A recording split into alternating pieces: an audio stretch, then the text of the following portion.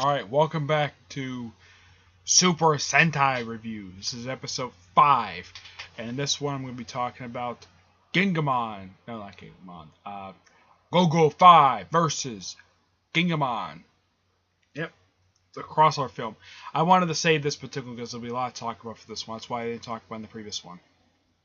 But with this one, the main antagonist is a demon called Gil. If you've seen what he looks like, he's pretty much Tri-Skull, except that he's much more interesting than he is in Lightspeed Rescue. And he's very intimidating.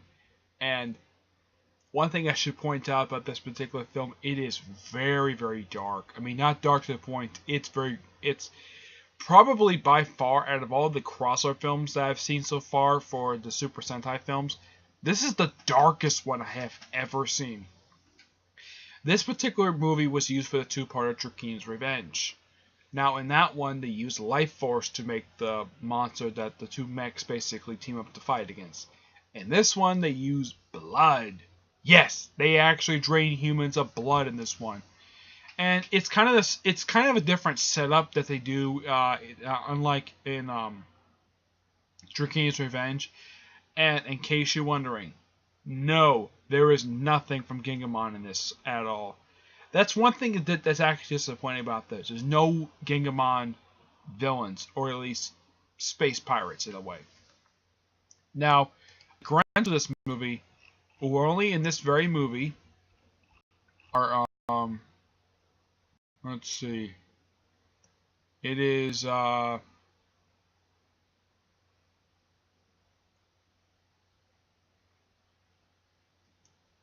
Grim Reapers.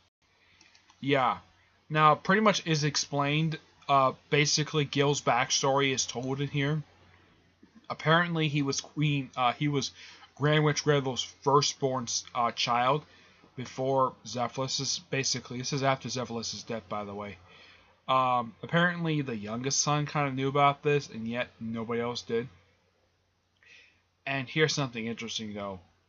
Right after Gil was born, he's probably been around maybe for a few minutes, and the first thing he wants to do is kill his mother. Really. That's the first thing he wants to do, is kill the woman who gave birth to him. Okay, this is a bit bizarre, but it's an odd concept.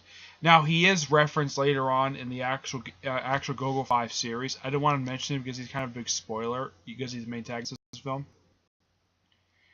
Now, he does not do the same. He does do similar things that he does in Draken's Revenge, but not the same exact thing. And plus, there is no GoGoFive. There's no Gingaman villain. That's one thing that's kind of disappointing about this. And, excuse me, I kind of felt as though that's the reason why Draken was brought back for Draken's Revenge. The reason why they did that is because in this one, there is no Gingaman villain that comes back. In Draken's Revenge, it's Drakena. But the creature she turns into in that one, it's pretty much the same monster they fight in this one. And they team up, and the Gingaman get used to the concept of rescuing people, which is kind of basically different what they do in different Sentai. Though I should also point out that the pink GoGoFive, she does come back for GoKaiger for one episode. Yeah, a lot of them do come back. I will get to GoKaiger soon. But this film definitely is actually a little bit better than Draken's Revenge in one particular fashion. The fact that the Gingaman are actually on screen a lot more than in Draken's Revenge, and they have more to do.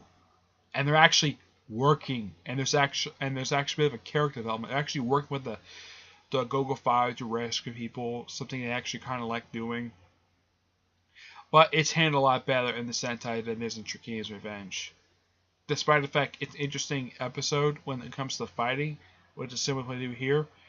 There is one particular big difference they changed from the Sentai to Power Rangers. In Power Rangers, Tri-Skull dies in the battle when he battles the Red Lost Galaxy Ranger and the Red Lightspeed Rescue Ranger. He actually dies and stays dead. In Sentai, when he battles the Red Gingaman, Red GoGoFive, he falls down, but then he gets up. Of course, he's dying. He stabs himself in the chest and then throws it over to the sting that he actually kind of did in that little thing. And apparently, Salamandus has been working with him just like he does in Drakene's Revenge. There's nothing much difference there. But the thing about Gil, he is very scary. It's very creepy hearing him when he's walking. You get to hear those crinkling chains. And apparently, the Grim Reapers, which are his grunts, they're actually from Hell itself. I am not kidding. And Hell is frequently referenced in the Super Sentai franchise is that when villains die, they go to Hell. That's what happens to them. It's an interesting movie. I've heard some people commented on it. People when I watched it on Facebook, they had a.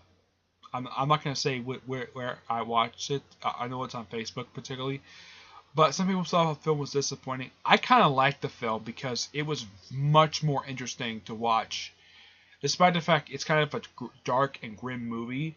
But it's still an interesting movie to watch. Overall, it is a good movie, and okay. Overall, good movie. The only disappointing thing about this one is that there's no thing related to Gingaman in this film. They just happen to show up, and they team up because, well, it involves the Earth, and they just had to, and they really wanted to help out, which I do like the fact they wrote that in there. But like I said, it's actually it's a pretty interesting movie, but when you watch, it kind of feels like a horror movie. A horror movie from the 80s. I'm not kidding. Even when this film came out in the 90s, I think it came out in, I believe, 99. I think it came out in like 1998, 1999, if I'm not mistaken, because the one I'm talking about next is basic. I think it came out, yeah, it came out in 1999, but it's a great movie overall. To watch. So, yeah, good movie. I give the film a 8.5 out of 10. It's a good movie to watch. So, that's it for this episode. Stay tuned for the next one while we talk about O-Ranger. Yes, O-Ranger will be the next episode, which will be episode 6. In episode 7, I'm going to talk about their crossover with Kyuukyuu. Even though I haven't finished watching Kyuukyuu, I'm still going to do that crossover because I'm going to talk about how I feel about that film. I'll talk about that film in episode 7, per se. And in episode 8, I'm going to do Time Ranger. Yes, the Super Sentai used basis for Time Force. Okay? But until then, I will see you there. Bye.